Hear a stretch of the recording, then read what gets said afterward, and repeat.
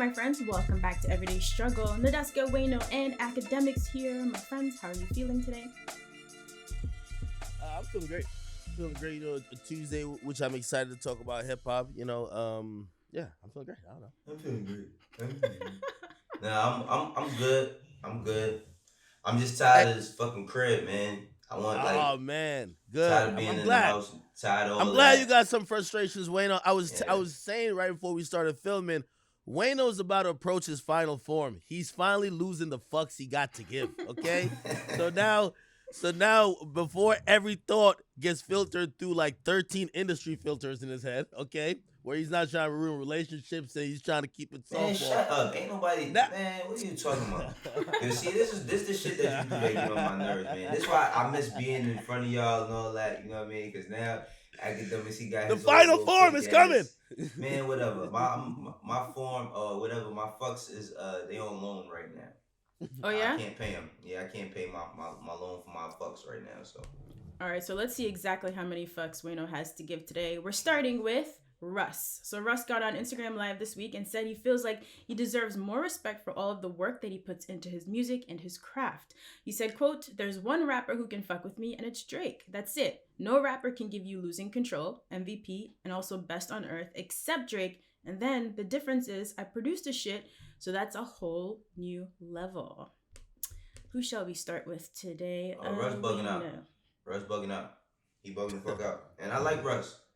I think the nigga's talented, and I do think he do deserve a little bit more recognition as far as like awards and all that other shit. But the best, like, come on, dog. Just over those songs, like alone, that makes him the best rapper.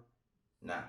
And you know what? I don't listen enough Russ to even say that he could be right or wrong. To keep it 100. Keep it all the way 100. But the best rapper, I don't think that like because he displayed that he could make a couple styles that I just think he bugging, like straight up. I think that nigga bugging. I think he bugging. I think Russ got a point. On what? And all right, so Russ is really trying to compare. I think he's comparing his versatility to Drake. So the three songs he named, "Losing Control," pretty much a singing type of record. You got MVP. He's showcasing some bars. Best on Earth shows his record making ability. You know what I mean? And that's a hit, at least on his scale. I think he's trying to show. If you look at Drake's catalog and what makes Drake the best, it's not only just rapping. It's more of, hey, 1 minute Drake could give you a song where he's just like fully just singing, almost like an R&B track. The next minute he's just straight like 5 a.m. in Toronto, and the next minute he has a song like Laugh Now, Cry Later. When you mix all of those, job interview, man. no, I'm serious. No, you gotta appreciate his versatility. Honestly, what I think he doesn't get enough credit for, I've been watching his last couple of releases. Like he's not on a label. Remember, he was independent, got signed to Columbia, right? Now he's back independent. He's dropping supposedly, and I believe all his music through TuneCore. They're all doing great, and I was listening to him talk about his stuff. I love him with the independent shit. You know what I mean? But I do think skill-wise, people don't give enough credit. However, I'll say it's kind of his fault. When he first came out saying he made the piano, he played the piano, he made the drums, he played the drums, he made he mixed it, mastered everything. He took so much credit that people were saying, we know you already gonna say that you the best and you did everything, so we're not gonna be quick to offer you credit. So that's why I think he's a little bit underrated. However, what's wrong with him actually thinking and feeling like he's the best? Yo, he said one thing really dope. It was a conversation with him and Steve Stout recently. He said my confidence level gotta be on 200 because niggas gonna try to bring me down. So I gotta walk in the booth like I'm the best. Yo, it's cool. No, listen. As he should feel like he's the best, as everybody feel like the best. And you know what? The underrated shit, he ain't that underrated. That nigga got a gang of plaques. He got more plaques than he got a gang of plaques. No, listen, the thing I think, all right, Russ don't get talked about a lot. He don't get brought up in a lot of conversations. Cool, but like underrated, nah. Who we consider him that we rate against? I just think that the reason why he don't get rated certain ways is because I think he fall under kind of like the Wale shit. When he start talking, people just don't like it. And I'm not speaking just for me. I'm just saying in media, like I think that people don't consider him because they might think that he an asshole or some shit like that. But I don't. Me personally, he's talented, but I don't think that qualifies him to be the best. Now he could think that he's the best, but I don't think he's the best. You guys don't think that perception has changed at all over the past couple of years? He has been collaborating more and just seeming more relatable a bit, or do you guys disagree completely? Yeah, he's definitely a little bit more like he definitely is. He's took it down a bit as far as how he used to come across. I mean, I think that's what I'm saying. I think he used to come across as everybody thought he was an asshole. He really a good guy, but I don't think that like all I'm saying is this, man. Salute to Karen Silver for that rebrand. Salute to Karen Silver for what? For that rebrand. You know, like there was a point people hated him, and I think Karen Silver allowed people to see that personality, not asshole side of him, which went wonders. It's a difference between being the best and letting the people consider you the best. That's what I'm saying. It's like I think that's something that comes with time. That's something that comes with moves. That's something that comes with like the music and all of that. Maybe he feel like he did now. I just don't think he did. As far as being the best. All right, so when it comes to like underrated, like I get you with the plaques thing, but like yo, we sit here and we have musical discussions, right? And it's like it's not only just us, but it's just critics and also peers, right? And also informed fans who either they're making lists or they're just considering rappers to be of usually among a certain skill level or just certain type of respect. So the plaques are gonna be there, and what I mean by that is that yo, A Boogie got mad plaques, but I still think he underrated. You know why? Because I feel like a lot of times he's left out of conversation. A lot of these artists, they got all the money. They get all the accolades because they do have fans. But some of these people, in trying to work on your legacy, you feel offended if you feel like you've been making really good records, say about Heartbreak, or really good records that are lyrical. And when people start talking about lyrical rappers, it's like you don't exist. Then everybody's underrated. Then Akademiks, where's A Boogie underrated at? I'm just saying, where's he underrated at? I think he's, when we're mentioning some of the newer rappers that are pretty much like, you know, if we're creating these tiers, first of all, anytime we talk about New York, I think he's underrated. To a non-New York person, you're from New York, so you get it. Man, no. They leave him out of the conversation. They do. No, bro, no. It's like Akademiks. They don't know he's that successful. I love A Boogie like everybody else. That last album that he put out was one of the best albums for him to be considered, like in those conversations. I get you. Just on that last album, don't get me in nothing. Just answer me You're right. On that last album. Okay, I'm agreeing with you saying yes. I'm just saying he's never gotten, like, even when he dropped a better album before that, people still wasn't really mentioning him, like, because he's quiet. Who's people? I'm talking about, obviously, we're in New York, okay? And we focus a little bit more on this region, so obviously we're going to give him his flowers. But when people talk about, like, whether it's a newer artist, like, I don't know, Roddy Ricch, like, to keep it real. Don't say Roddy Ricch is underrated now. Please. No, he's not. That's what I'm saying. Roddy Ricch isn't underrated. And what I'm saying is that before this last album, and I get Roddy had the box, if I could almost kind of match Roddy's career and Boogie's career up to Hoodie season. And what I'm saying is that, of course, we give Roddy the credit, right? And there's nothing against Roddy. I love Roddy. But A Boogie has never really gotten that type of accolades and that type of respect. And I think, you know, bringing it back to Russ, that's what, like, all these artists yearn for. Like, yo, if I'm putting up the works and I'm getting the stats and, yo, I'm getting all these statistical achievements, which are gold and platinum plaques, why my name don't come up? I think that's because at the end of the day, it boils down to the music overall. Like, yeah, it's a few songs.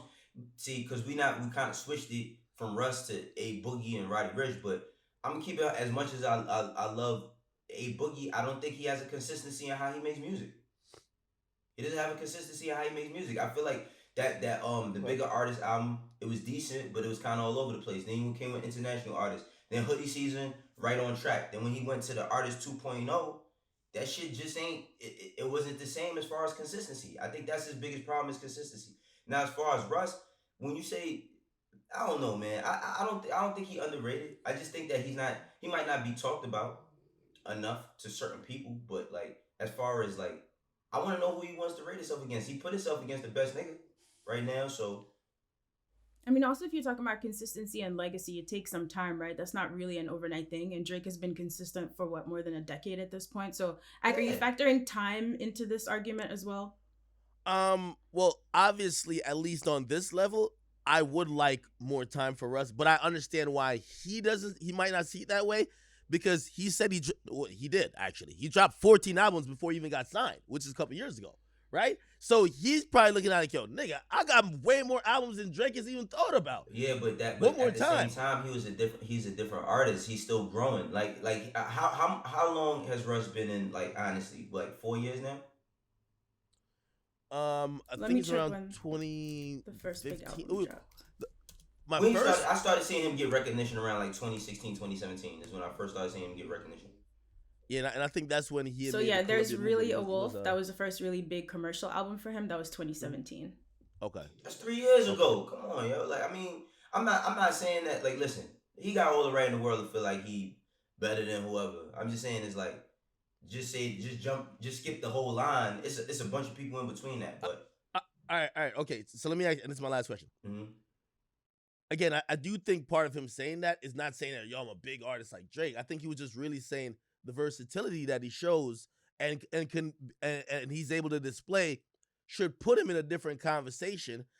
Do you see anybody else or who else comes to mind when you even think about being versatile to that level? I think maybe a few people, but it's not like a huge list of people. And that's why I think he kind of feels that he could compare himself with a Drake. Again, because Drake is a definition of that versatility.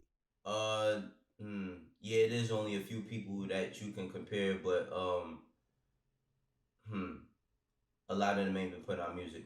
Maybe Russ do got a point. Who the fuck knows? A lot of them, a lot of them ain't been putting out music.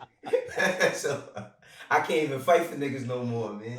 It's crazy. All right. Now, on the note of Drake, so he confirmed that Certified Lover Boy is coming in January. During a recent episode of The Breakfast Club, Charlamagne said that he feel like Drake has actually dropped a lot of subpar music this year. He said, besides Laugh Now, Cry Later, which is a good record, everything else was subpar. And he also said that Drake doesn't give people a chance to miss him because he releases music too frequently. Let's start with the subpar music. Besides Laugh Now, Cry Later, would you agree? I mean, you dropped those Khaled records. Either one. We got those Khaled records as well. Hey, I love Charlamagne. You know, I look at him as a good friend. You know what I mean, and someone who I've looked up to as a mentor. But he tweaking. You know what I mean? Charlamagne tweaking. You know what I mean? Listen, we might have to get Charlamagne's mental health checked out. That's my guy. But come on now, okay? First of all, let's really evaluate what's going on. You know, I'm tapped in. Why are you giving us Trump hands? Relax over there. Well, I got to do it. I got to do the Trump hands with this one, okay? Because it's fake news. Okay, let's get it out of the way. Drake, that tape that was dropped, okay, were primarily leaks, right? I will agree that maybe there wasn't a record. And by the way, let me establish where I think Charlamagne is judging him for.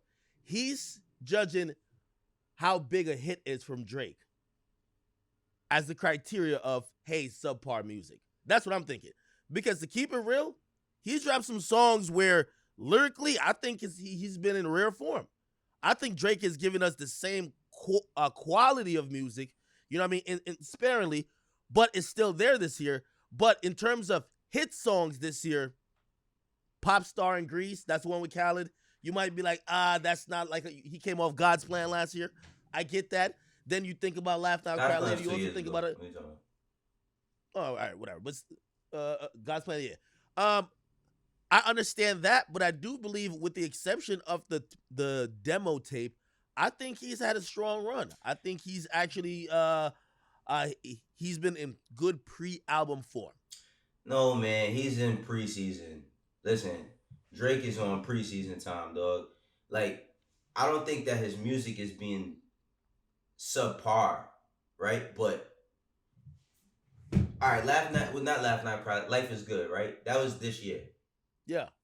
What I wanted to know was Drake hasn't had, like, he's put out a few records this year. I don't think, did any of them go number one on Billboard? Tootsie Slide. Tootsie Slide was the only one I wanted. Yes. All right, so look, I don't think that the records is subpar, but as far as, like, when you say God's Plan, I just seen a stat the other day that shit is like the most streamed record in Apple Music history or something like that. Yep, absolutely. Okay, so I don't think that anything that he's been putting out this year has been to that level. And I think that he's doing that purposely. I don't think that that's by coincidence. I think that's by design. Like Laugh Now, Cry Later. I think that's my favorite record that he's dropped out of all the records, out of the lyrical joints, all that. I think Laugh Now, Cry Later is the best overall record. But I think that he's been holding shit back because he knew he wasn't going to drop this year, and he doesn't want to drop with the way the world has been, because he can't. Like every time Drake drops, it's like a fucking massive event. Not being able to tour, that's crippling for a lot of artists, and not on the financial side, just as far as the energy with his music. Whenever has Drake dropped a record and we ain't been outside for it? Like people still outside, but you know what I mean. But I look at it and I'm like, yo, what single has he dropped? He dropped a couple freestyle, Only You freestyle with Heady One. He dropped War freestyle. Shit, even single. on the. I mean, it's not his own. Single. Even the song that you would consider a single on a demo tape, it's called Chicago freestyle. He's dropping freestyle. But no. Don't come on, man. Don't act like everything this thing. No. Because you can't say that and then when he goes do something with somebody else, it's the stimulus package. You can't. Hold on, wait. It can't go both ways. All right. Yo, I think a lot of people did not like Tootsie Slide. A lot of the fans who have grown with Drake, aged with Drake, they didn't like Tootsie Slide. And I don't think that Laugh Now Cry Later is a thing that makes you say I forgive it. So I think they're in they have a critical eye towards everything he's dropped. But like with me, I don't judge Drake. I think he could always, and by the way, you were talking about God's Plan. God's Plan is once in a generation song. Yo, it's the LeBron thing.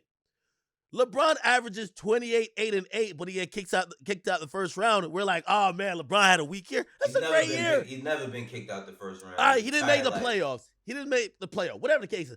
Yo, that was a weak year. Yo, that's okay. Still So that's the whole point. Wait. That's the whole point. I don't think this year he makes the playoffs like the first year LeBron with the Lakers. He was injured. So maybe COVID is the injury. You know what I'm saying? Like, dog, if you sit here and go act like Drake has not been putting out his best. I don't think he's putting out subpar music because he's falling off. I think that he's putting out the music that he's putting out because he's not ready to give all the other shit.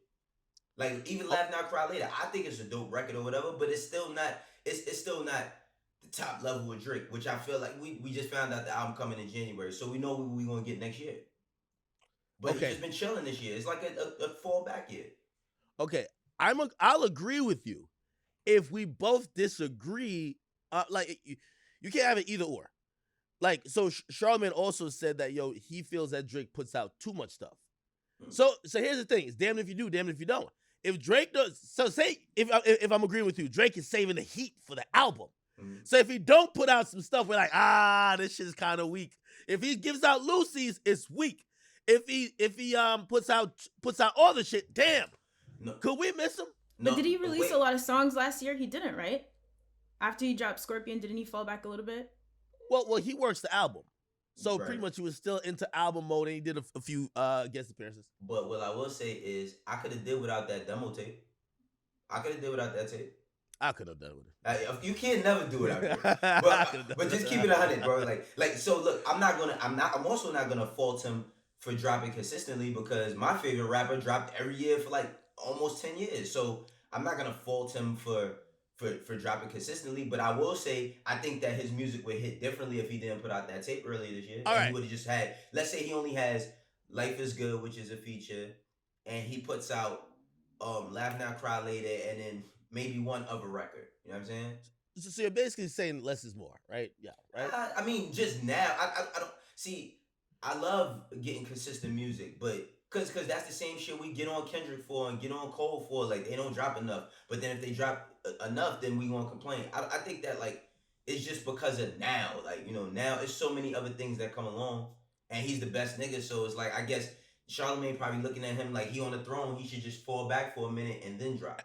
And by the way, I love Charlamagne, and obviously this is opinion. Okay, you said you love him 4 times already. No, because I respect his opinion. I respect his opinion, but I also Drake slander. I think is usually out of bounds because what happens is this guy performs at such a high level. When you say subpar, like I got his 2020. Obviously he dropped Dark Lane demos. He dropped the freestyler too, but in between that he did a couple of features. I think people have seen his features and we aren't getting that yes indeed moment, that stay scheming moment that we're used to, which by the way, that's like hitting a home run. That's like dropping 50. So he's done Grease and Pop Stars pretty much his songs. He did Mr. Right Now with 21 Savage. He did Out of Time with Bryson Tiller. We wanted that collab for a long time. The Your Mind Still remix and a joint with Party Next to It and also Popcorn.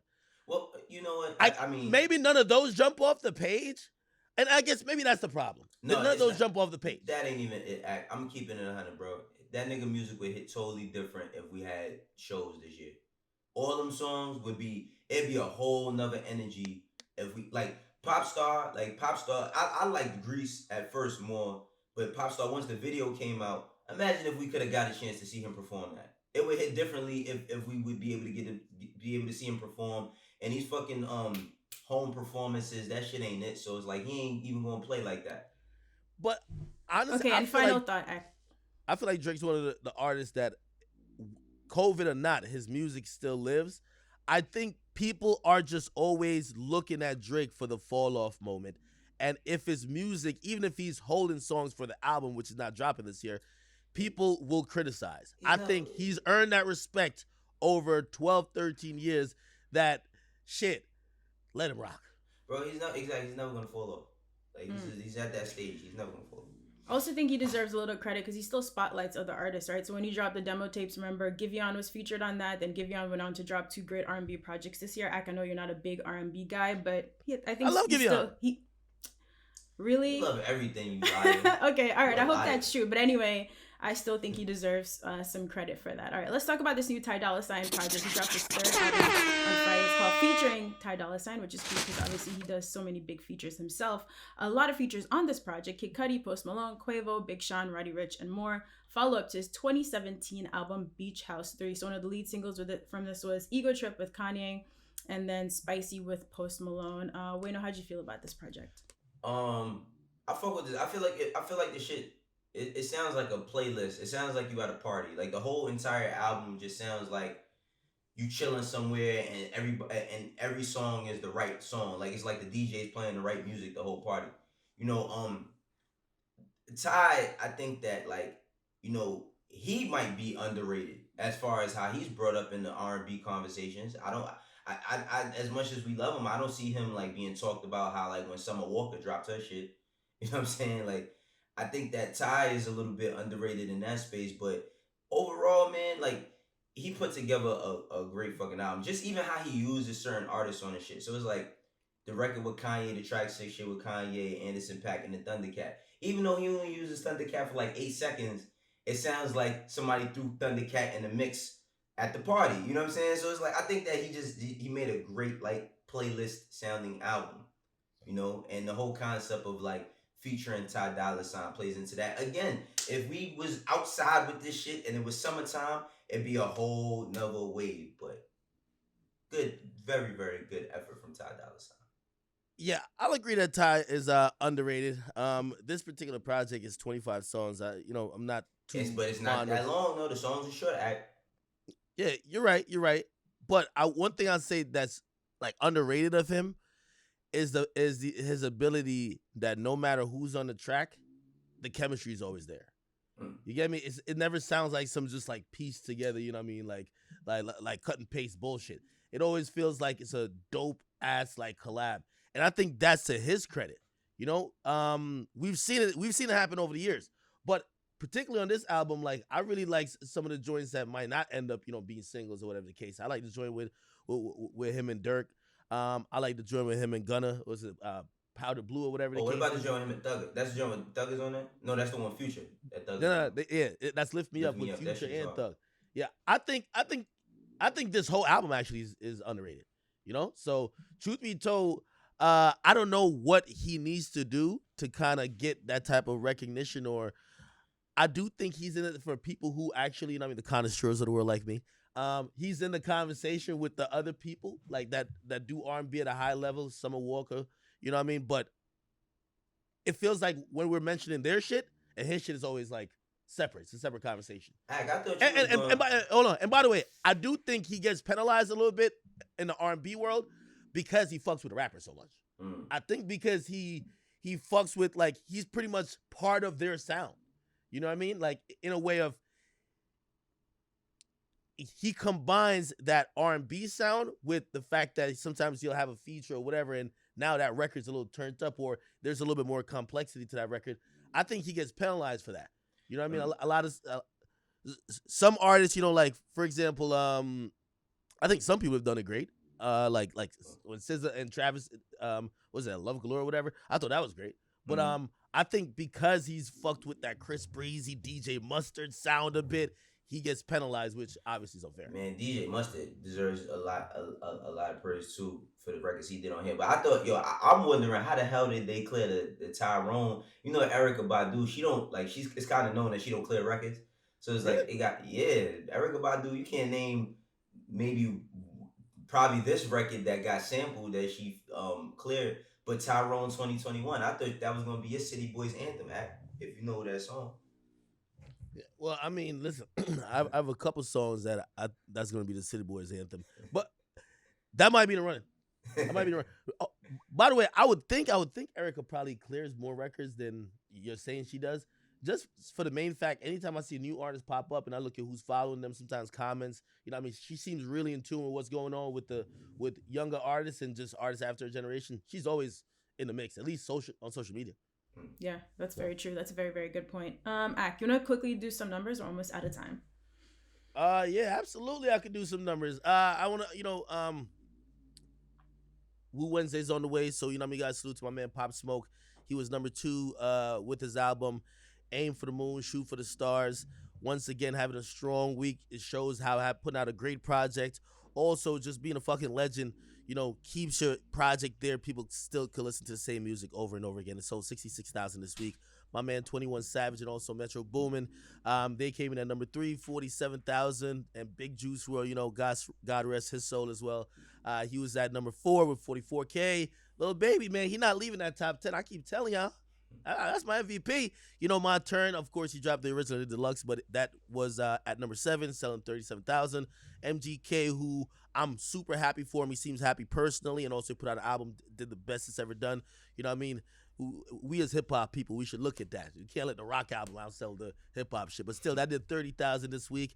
And Ty Dolla Sign, we just talked about his album. He's expected to sell between 35 and 45,000 first week. I think that number should be way higher. I feel like we're doing a disservice. Also, with the amount of people who have supported the creation of that album, it should be a bigger moment. At least, just news-wide. And also, Iann Dior and 24K Golden, they spent a second week at number 1. And Cardi B and Megan's WAP was at number 2. Drake and Dirk, Laugh Now, Cry Later. Oh, come on, don't laugh when I'm doing this now. Come on, I was at number 3. Why you gotta say it like that? That's all right, man. Crazy, man. I'm gonna wrap it up, but anyway, I do want to salute to also Internet Money and Gunna. Their song Lemonade actually is in the top 10, which is I think it's a very big move for Internet Money.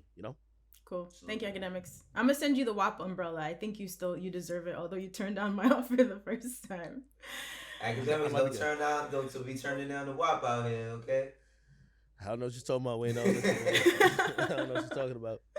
Yo, guys, thank you for watching Everyday Struggle. Send us some fan questions, maybe some videos, 30 seconds or less. We're on Twitter at Everyday Struggle with 2 G's, and we will all see you here tomorrow on Complex.